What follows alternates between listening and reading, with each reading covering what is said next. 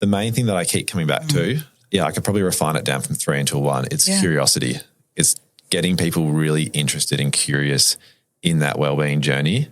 And once people are curious, they're kind of on their own journey. They start to actively want to go out and find out more about, all right, how does my environment impact my wellbeing? Or start learning about sleep and, how much sleep am I going to need at night and what is my routine before I go to bed. But if we can get people becoming curious about their wellbeing, interesting, they start this process for themselves. Hi, I'm Donna. And I'm Di. We are the Double Ds, and welcome to the Discovery Diaries. We acknowledge the Whadjuk people of the Noongar Nation as the traditional custodians of the land on which we are recording this podcast. We pay our respects to the elders, past and present, and acknowledge their spiritual connection to family and storytelling. This episode includes a conversation about suicide and about young people taking their lives. This is an incredibly important topic. However, if you feel like this is too much to listen to right now, or you'd like to listen with someone, please come back to this episode when you feel ready. The Double D's podcast is not a licensed mental health service, and it's not a substitute for professional mental health advice, treatment, or assessment. The advice given in this episode is general in nature, but if you are struggling, please see a health professional or call Lifeline.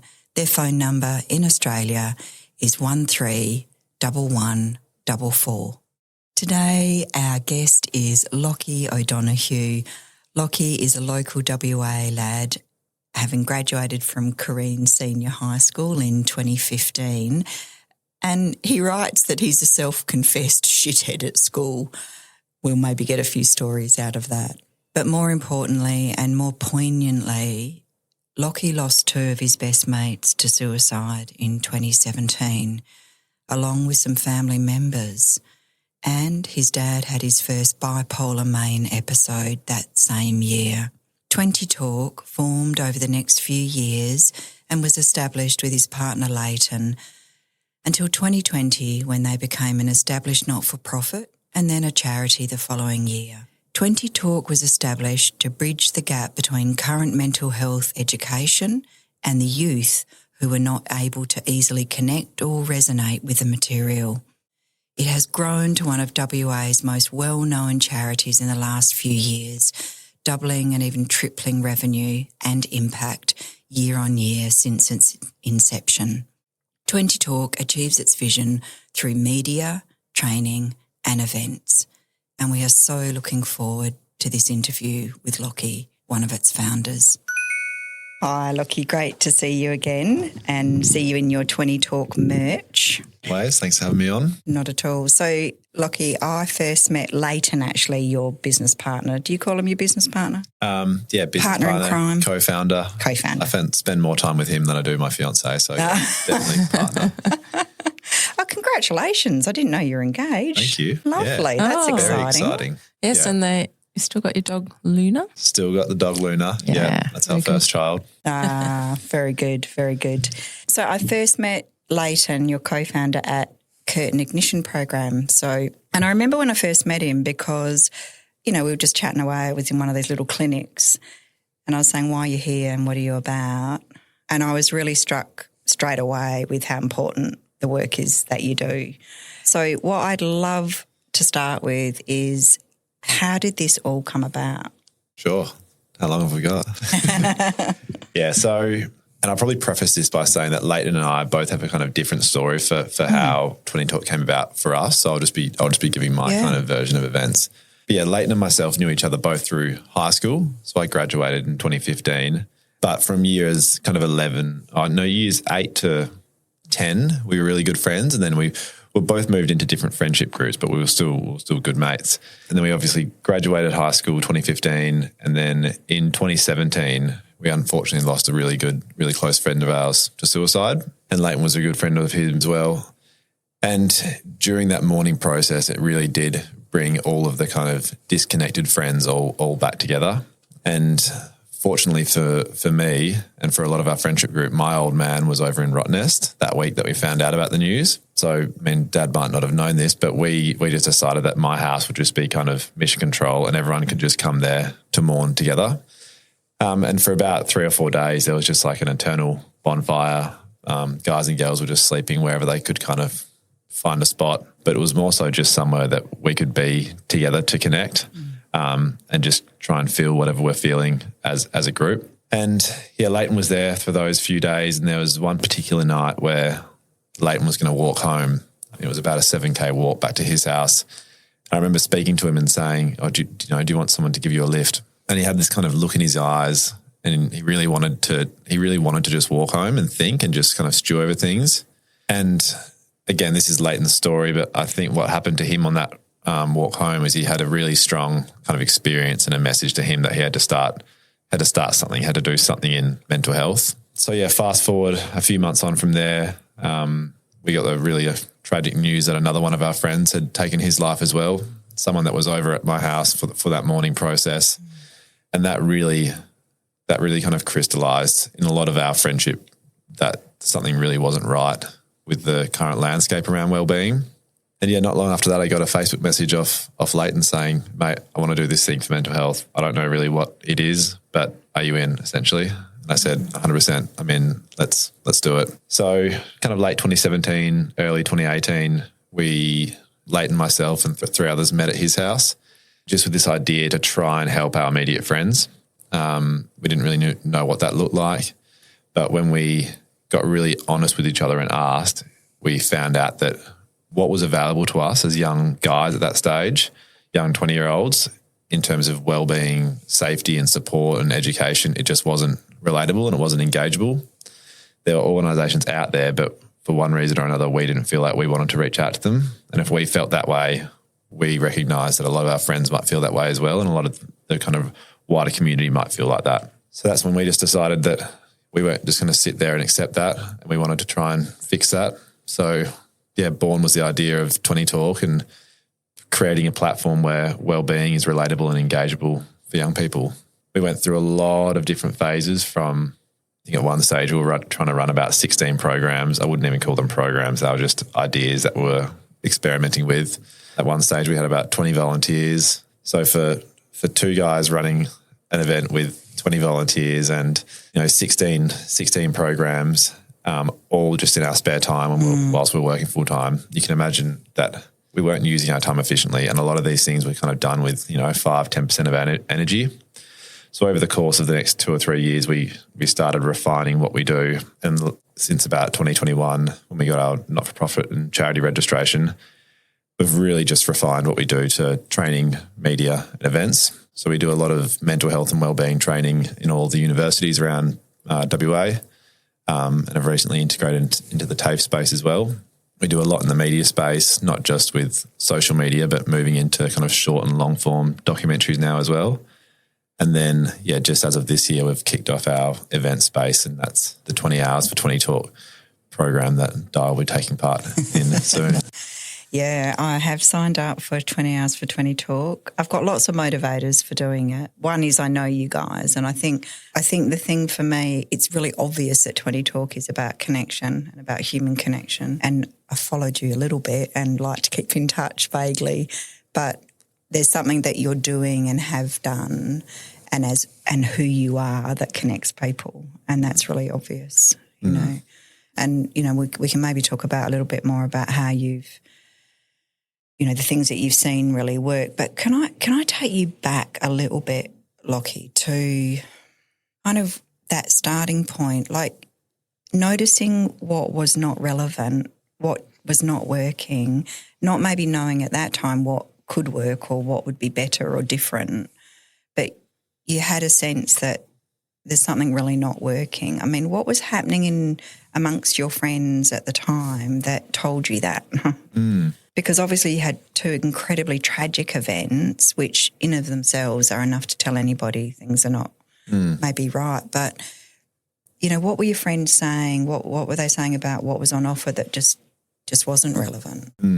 Yeah, I think at the time it was obviously all of our thinking was was kind of influenced by losing our mates. So it was very front of mind. But even before then, finishing school, going through years 11 and 12, we would have presentations at school, whether it's if we go to the assembly area and someone comes in to speak about mental health, it might be a Lifeline representative, or it might be, actually in class, the teachers really touching on it, maybe 5 minutes or so.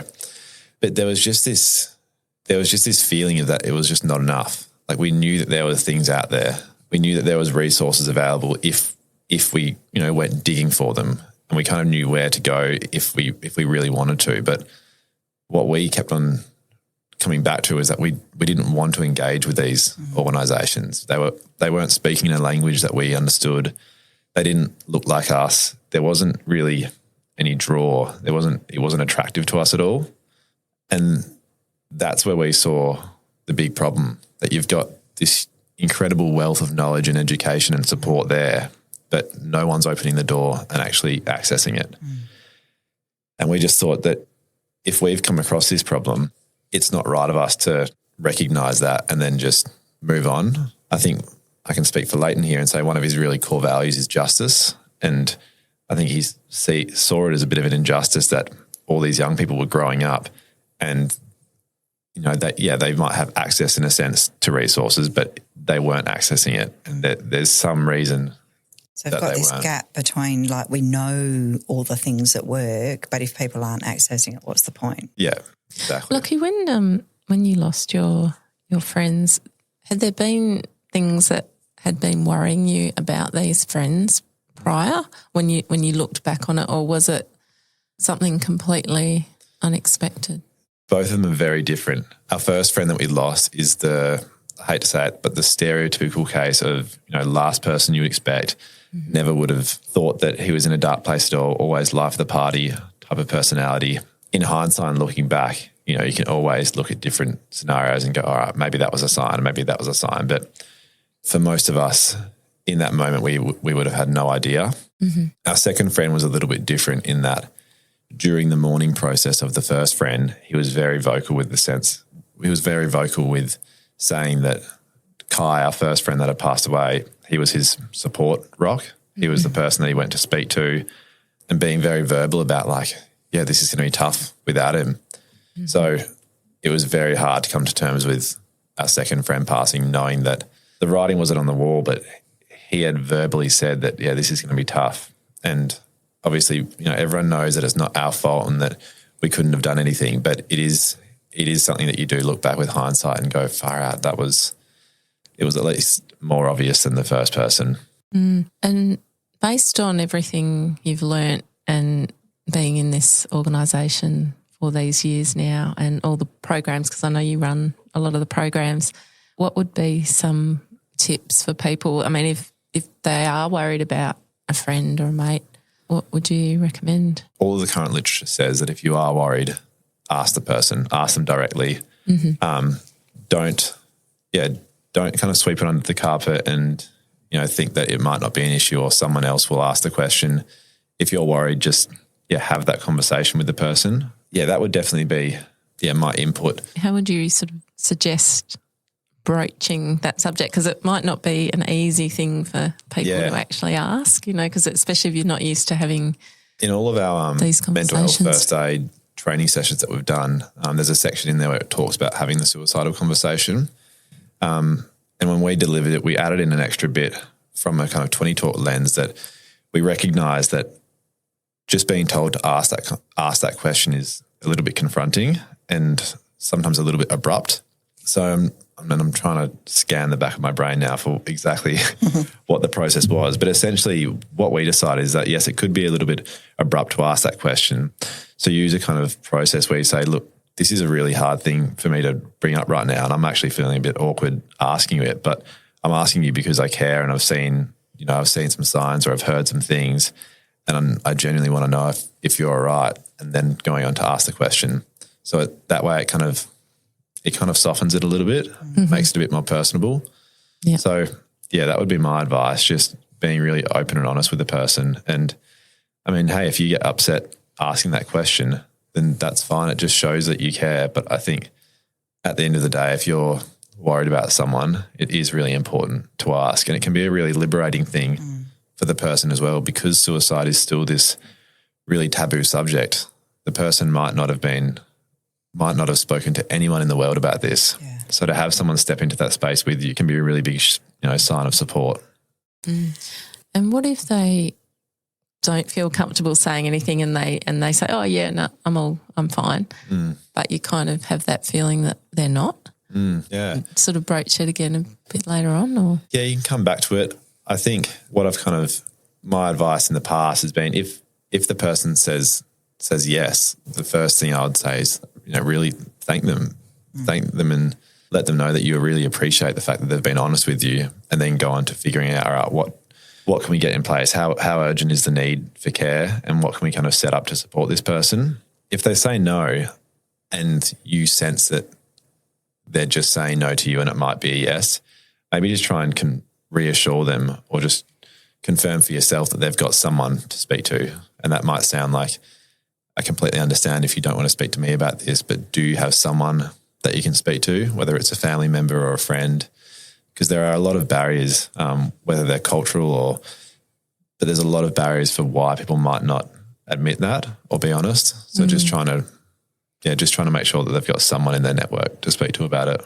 And I think I've refreshed my mental health first aid training recently, and, one of the things I think I remember as well is that often people will feel unable to ask because they're scared of the response. Like, what if someone does say yes, and then I don't feel equipped for that?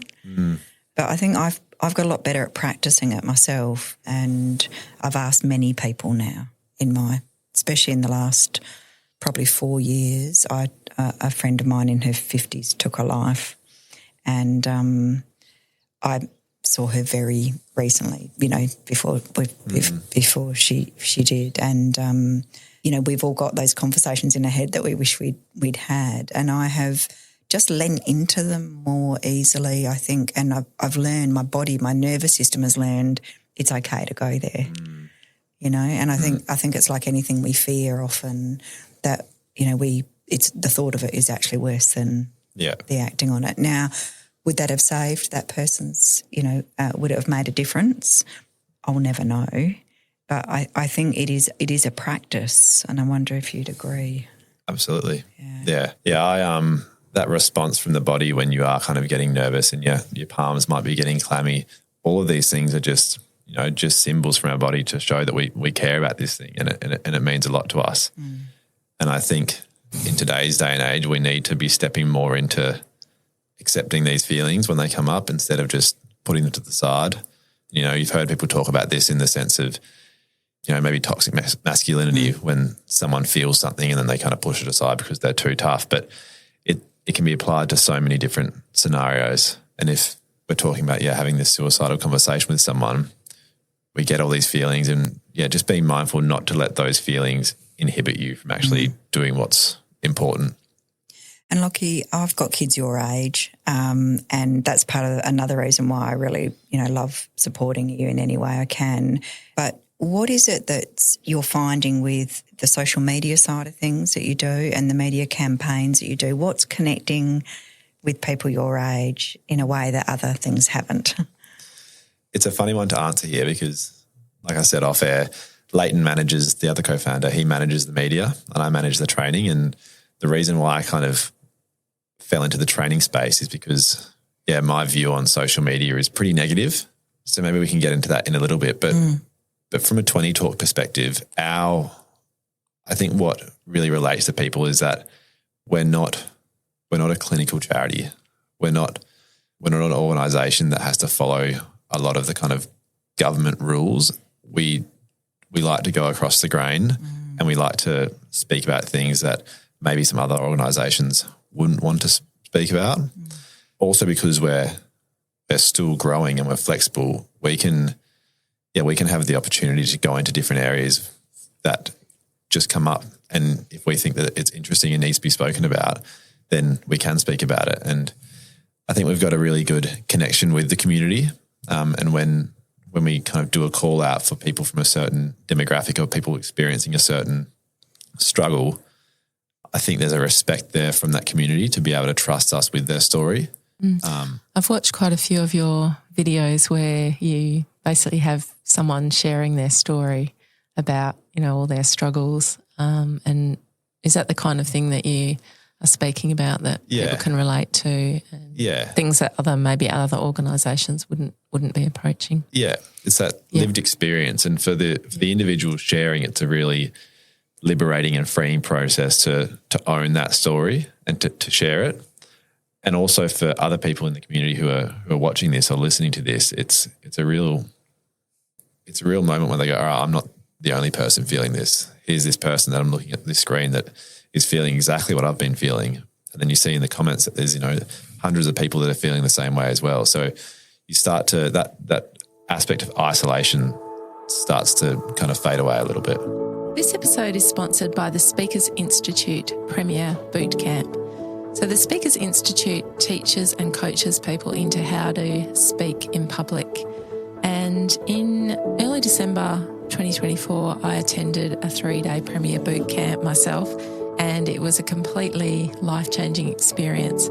I went along to learn how to share my story, part of my personal story, in a better way and in a way that I wouldn't become as emotional when I was telling it.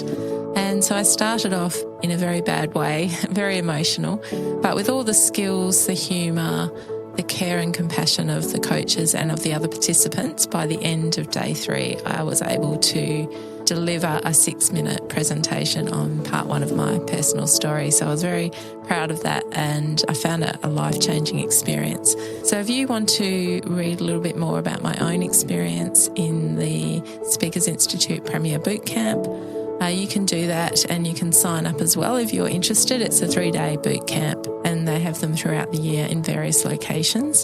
So go to donnasbalconyviews.com.au/public speaking. So that's donnasbalconyviews.com.au/public speaking, and you can transform your public speaking like I did. Because that was one of my next questions. Is, we've spoken about what do you do if a friend is, you think you're worried about a friend, but what would you recommend if you are the person who's feeling like, who is feeling suicidal or just feels like they can't cope with life? What would you recommend for them? I think we all know the crisis lines, all the kind of standard ones.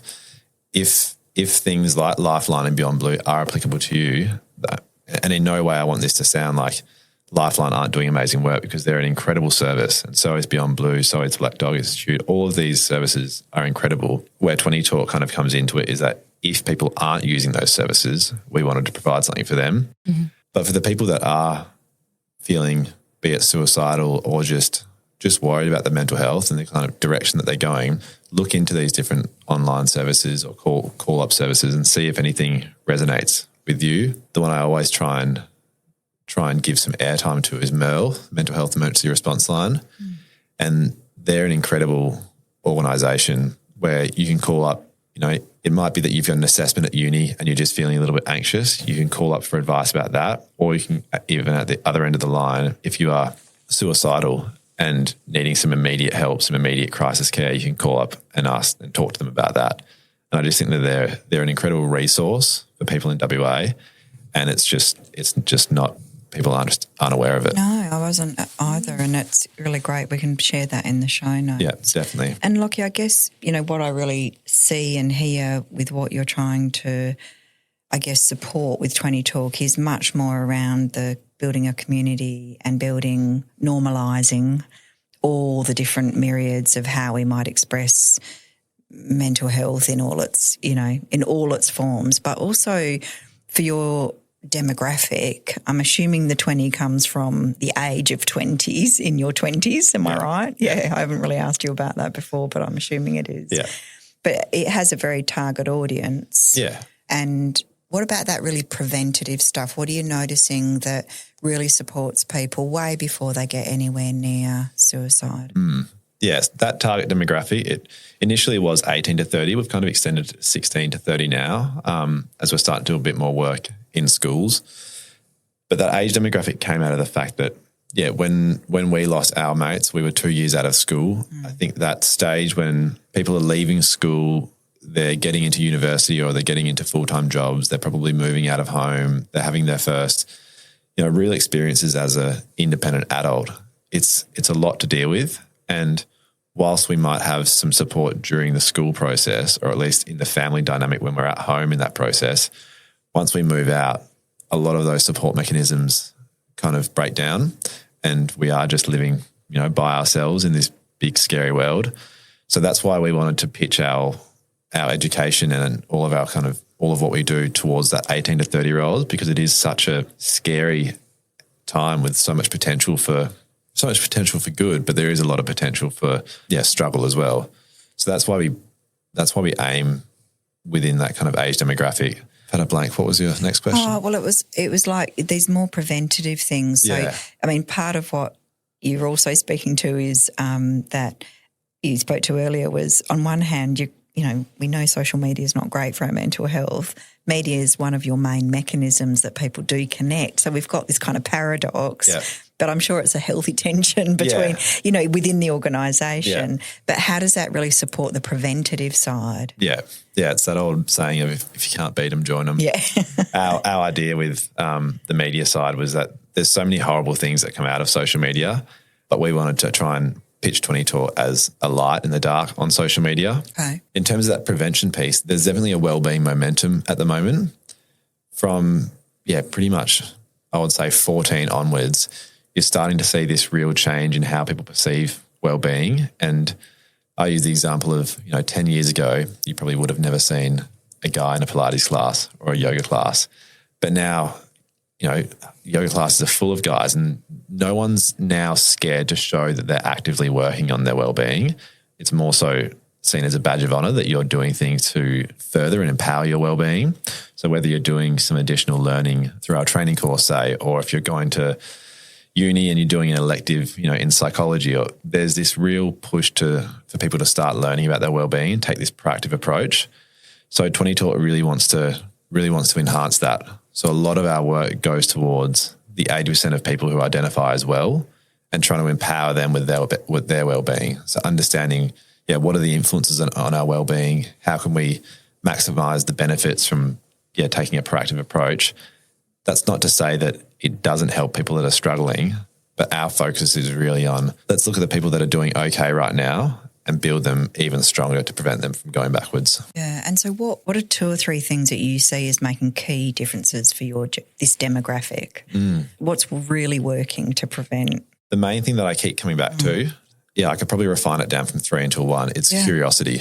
It's getting people really interested and curious in that wellbeing journey.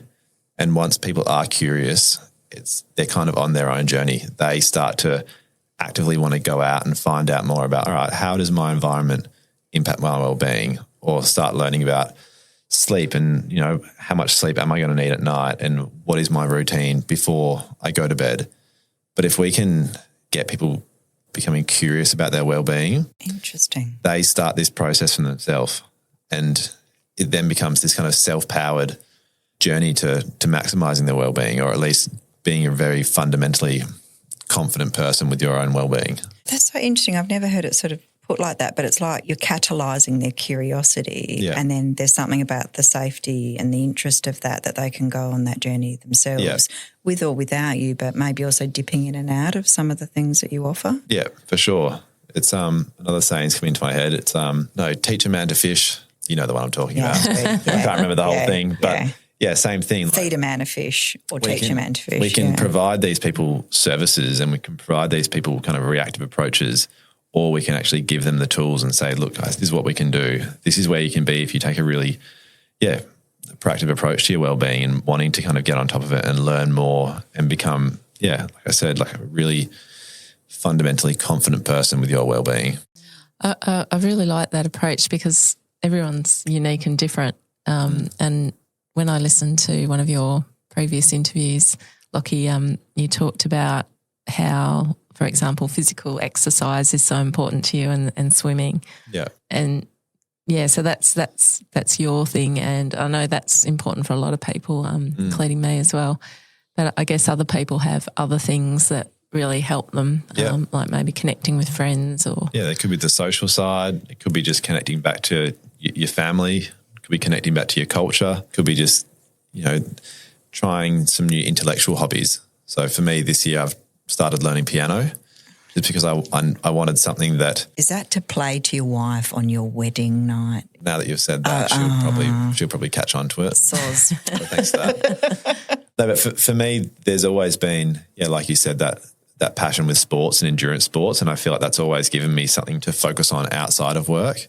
I'll speak to this later, but that's a massive part of my kind of resilience, or built into my resilience, is having something else outside of what I do for work. But on a similar note, that's why I wanted to start learning the piano, because it gives me something else to give my mind to, something else to kind of commit to. But there's so many different things. It could be your studies. It could be something at work. It could be something as simple as just, the garden at the back of your house. But having these different things that you can kind of rely on or lean on to support you, I think is really important. So Lockie, that's making me think that if you're listening to this podcast, maybe you could just spend a few minutes after listening to really think about things that in your own life that help your well-being. And even if you've got a list of them, and then when you're not feeling so great, you can go to that list. Yeah. I definitely look at it as a way to support myself. I kind of see myself on the top, and then I've got these kind of supporting arms that come out from me. And one might be, my relationship with my partner. One might be my relationship with my friends. Another might be physical exercise. The other might be piano. The other might be sleeping well. And the more kind of supporting arms that you have, when something does go downhill, say it's a relationship issue, you've got all these other supporting arms that hold you and support you. So I think, really thinking about what you want those supporting arms to be is definitely a good exercise. Yeah. So how would you go about doing that exercise? Well, you could definitely come along to a 20-talk mental health maintenance workshop, because essentially what we do in those workshops... Are we not too old for that? Absolutely not. What we do in these workshops is go through the 12 dimensions of wellness and look at examples from each of those 12 dimensions and help you find what are some examples in your life. And then it becomes the support mechanism for you, and you've got 12 supporting arms. And some of those might be bigger than others. Some of them might have a bigger impact on your life than others.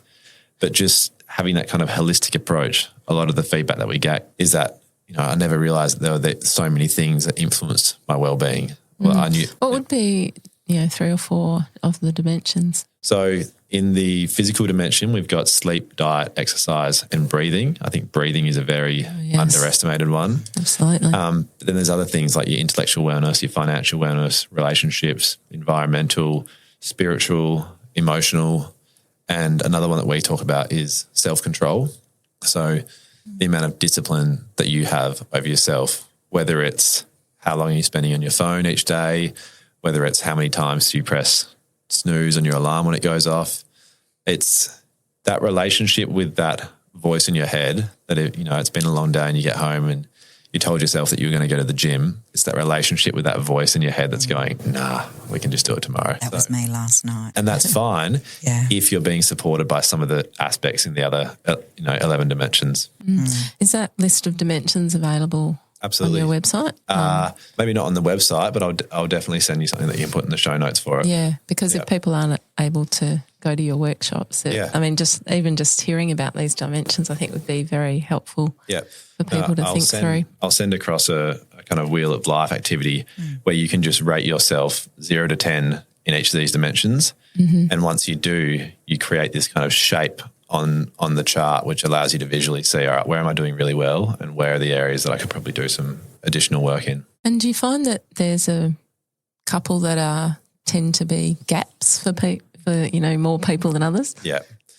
I would say self-control and the discipline is one that most people don't rate themselves very high in, and the majority of those people, it's to do with their phone use.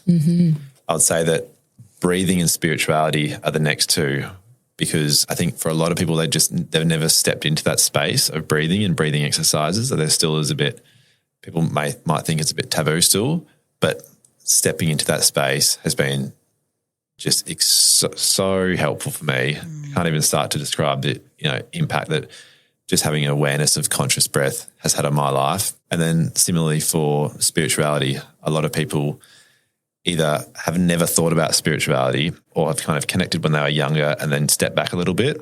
And there's a real misconception around spirituality that it's exclusively tied to religion. Mm-hmm. And that's not the case. For a lot of people, their religion is their spirituality.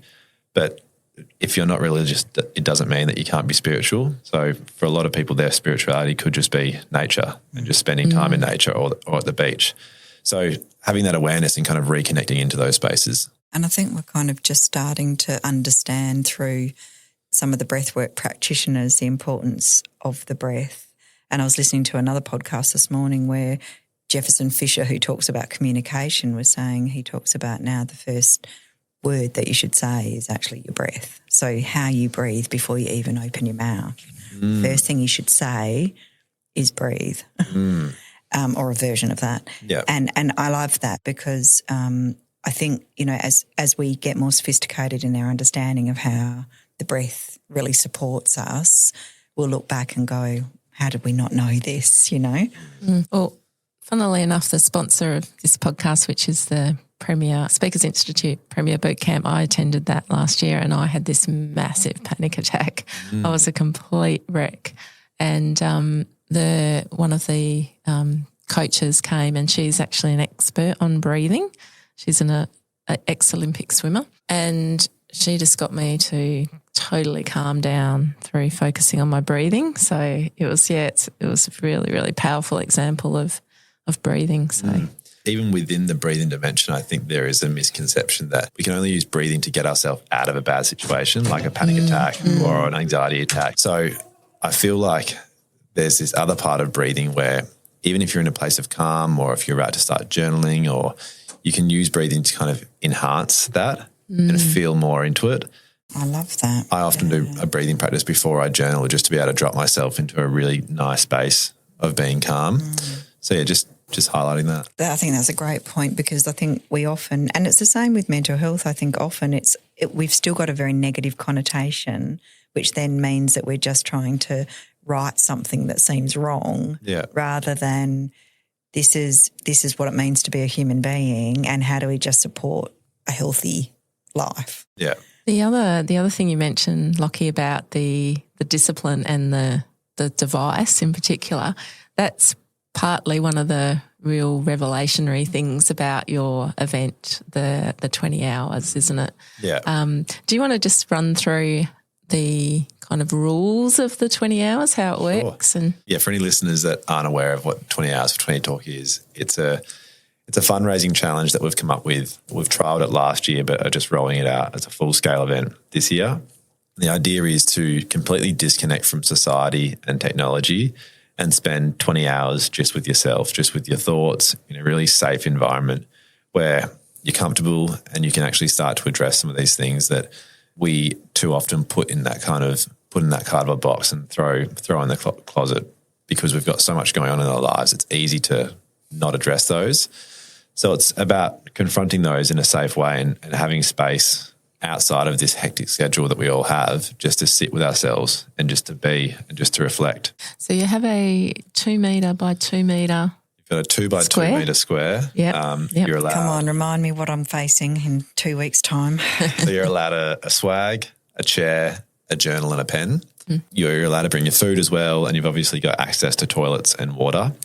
But apart from that, from 4 o'clock in the morning until midnight that night, there's just complete silence. We will host a few kind of activations throughout the day, whether it be a breathing activity or a yoga session. I won't give too much away, but there's a few different activities that we run. But it's all just about, creating an environment where people are allowed to just kind of give in to themselves and just sit with themselves. Because even if you go out to something like yoga, it might be an hour session, but you probably know that, all right, after this hour session, I've got to run and get the kids from soccer practice, or I've got to get home and do this uni assignment. So although you're finding peace and mindfulness in that hour, you've still got somewhere to be, but that's not the case with 20 hours. You're there for a long time. And for listeners, if you think about, maybe when you got up this morning and how many hours it's been until you're listening to this podcast, it might be 3, 4. If it's the end of the day, it's probably been 12 or 16 hours just think about everything that you've done today and replace it with just sitting in a square and just thinking. And for so many people that we just never get that chance. I've done this other challenge twice now where you go to an art gallery and you pick one painting and you have to sit and look at just that painting for 3 hours straight. Wow. And, you're also not allowed your phone. You can have a notebook. And I found the first 10 minutes was horrendous. It was like, we've only been here for 10 minutes.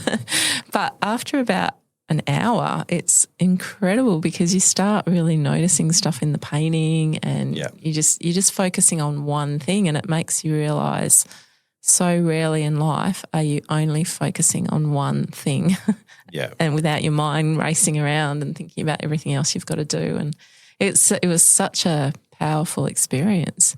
And how do people cope with not having their devices and at the beginning of the day versus the end? Yeah, putting them away, there's probably mixed feelings of A, get this thing away from me, and B, I don't know, a bit of trepidation with giving it in.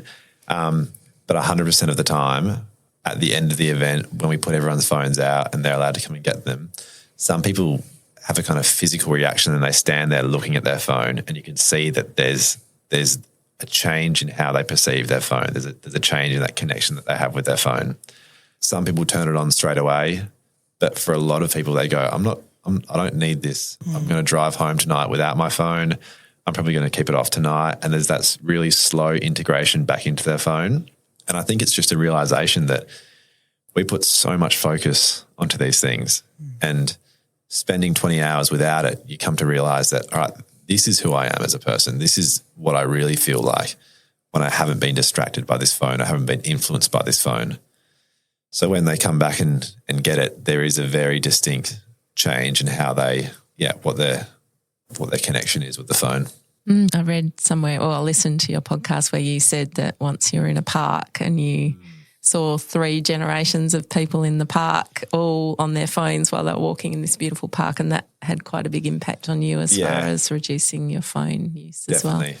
Yeah. I just was at the park and I was sitting on my phone scrolling through Instagram, and I just thought, why am I doing this? I'm at the park with my beautiful dog, lift my head up and look around.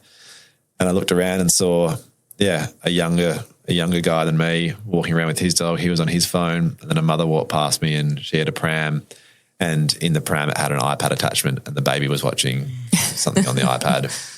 And it was a really confronting moment for me where I just saw, 3 generations of people all just attached to these devices. And I just started thinking about what is the trajectory that we are on as a society with these things, and what is this kind of thing that we've been sold as connection.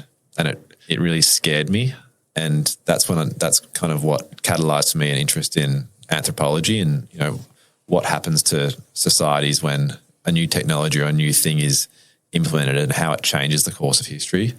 And I just feel that we're on a scary trajectory at the moment, and not sure if it can change, but I at least want to put some of my effort into at least making people aware of the effects. Yeah, and I think just even listening to what you're saying, if everyone can just cut back a little bit, I know I need to do that as well. So I've gotten rid of social media off my phone, and I'd gone through all of the attempts at getting rid of it on the 1st of January or getting rid of it on my birthday, trying to use these special dates to mark when I've stopped using it. And it never worked. But there was one day where I was in Indonesia and we were on a little cruise going around some islands, and I was on my phone scrolling through Instagram, and I looked up and I saw these beautiful islands and this beautiful scenery around me. And that was for me when I just went, what am I doing? And I deleted it then and there and haven't been back on it since.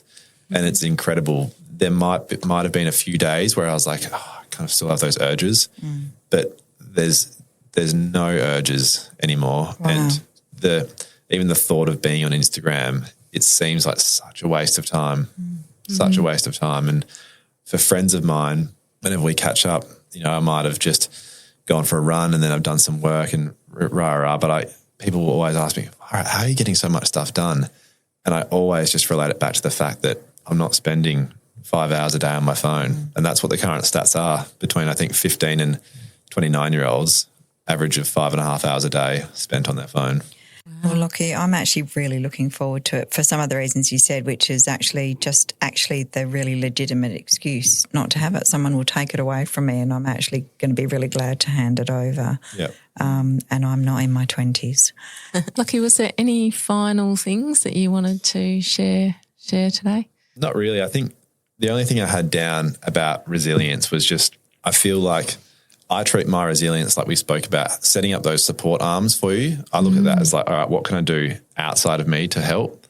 But inside, having a really kind of eudaimonic approach to adversity in life and just having a really good confidence in yourself that you can handle whatever's going to come up. And how do you develop that? Well, for me, it's been through trial and error and being through adversity. Yeah. I would like to think that that's not the only way that people can develop these skills, but I think going into a scenario completely believing that I can handle this and I can get through it in a calm manner and I can regulate emotions, that provides a whole lot of power and a whole lot of resilience for you moving forward. So I think just having that belief is important. And also, if you start doing harder things in your everyday life, I think, you even say, for example, you go for a run, you've never run, you get through it. Yeah. Then I think that also improves your confidence that you can get through other difficult things. And life will throw things at you. It's only a matter of time. Yeah. I think everyone listening to this podcast will have had something in their life that has really tested them, but they've gotten through. And from that, you can build resilience in yourself and build the belief that you can get through. And then if you do go through a really difficult time, you can think back to when you got through something before and know that you can do it. Yeah, for sure. Well, Lockie, we're going to share all about 20 Talk, obviously, in the show notes, and I'm really, really genuinely looking forward to the challenge, although I know it will be a tough one as well. What's your hope for 20 Talk? Like, what's the dream for where 20 Talk will take? Yeah, well, for our vision is to be the most relatable mental health charity of the 21st century. For me personally, my goal with 20 Talk is just to get as many people possible curious about their mental health. I believe that once they're curious, they'll be on the right path. Just to get people curious, get them honestly interested in, all right, how good can I make my wellbeing? Fantastic. Yeah. And look, we'll share for our listeners as well who want to contribute. It doesn't have to be to the 20 hours challenge, but if they want to make a donation, we'll share how they can do that. And we're going to follow you with lots of curiosity going forward. Beautiful. Thank you so much Likewise. for coming in and chatting to us today. Thanks for having me. We hope you've loved today's episode. We always enjoy bringing these to you. We'd love to grow the podcast, and one of the ways that we can do that is to ask you to like us, to follow us, to give us a review, but also just to share it with your friends and family.